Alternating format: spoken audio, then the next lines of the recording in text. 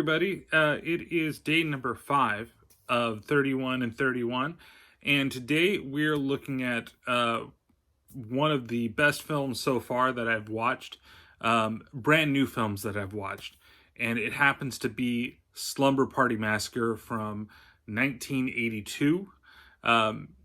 First off, let me say this is exactly what the totally 80s theme was meant to be. It is the perfect mix of gore, sexploitation, schlock, campiness, whatever else you want to put into it.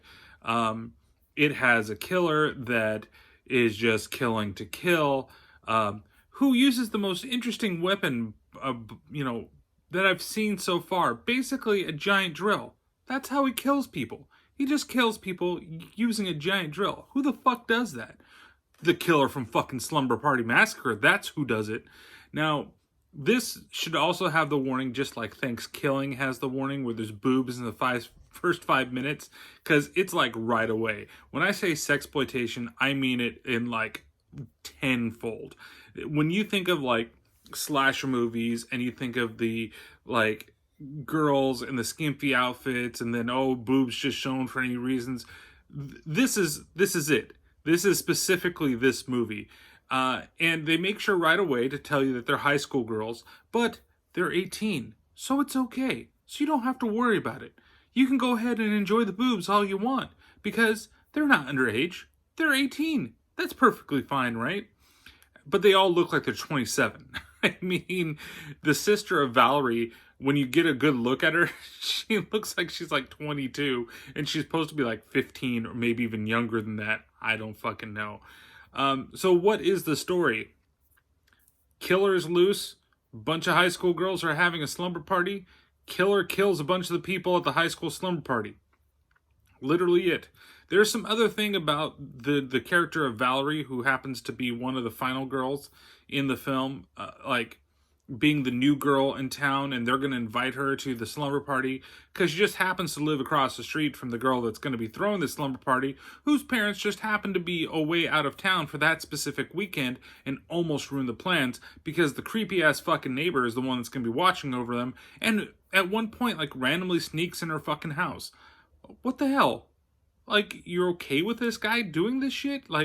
You think that old man Withers next door, he's going to be the cool guy that you want watching over your teenage daughter, just randomly sneaking into the house?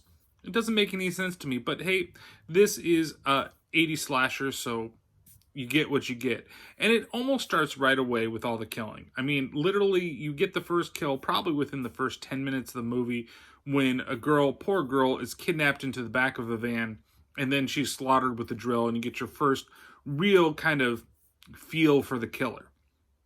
Now, he does pop up here and there, and the kills, I mean, it's got a relatively high body count for this type of movie. I really thought it was going to take a while, that eventually we'd get to the killer, maybe there'd be a little bit of stalking, and there'd be a little bit of kind of mystery when it comes to it. But nope, right away, they're just going to start killing people. It doesn't really matter. So, it's definitely a highlight so far of this whole thing. It was available on Shudder. I was just kind of looking, I've looked through basically what their horror 101 thing is, and it seems like it's at least in the 80s stuff, there's not a whole lot there. But then looking at what they call the slashics, and there are a lot of 80s films, because 80s is kind of the generation of the slasher, right? It kind of started at the end of the 70s, and the 80s really, really picked it up. So there might be a lot of slashers on this 31 and 31.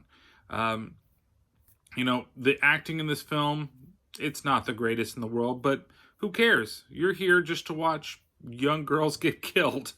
That sounds terrible to say, but that's exactly what is the movie's going to do for you. You're just going to figure out which one of these teenagers is going to die next and how the hell are they going to die. So I'm going to give this film, I'm going to give it a 4 out of 5 random sword cutting through a drill. I mean, it's really ridiculous that she's able to slice through the drill bit with a fucking machete, but then she gets to use a fucking machete. So it's definitely worth your time. And, this is a film that could actually end up on the full-length podcast, maybe at some point. But until next time, we'll see you on the next 31 in 31 review. Have a good day.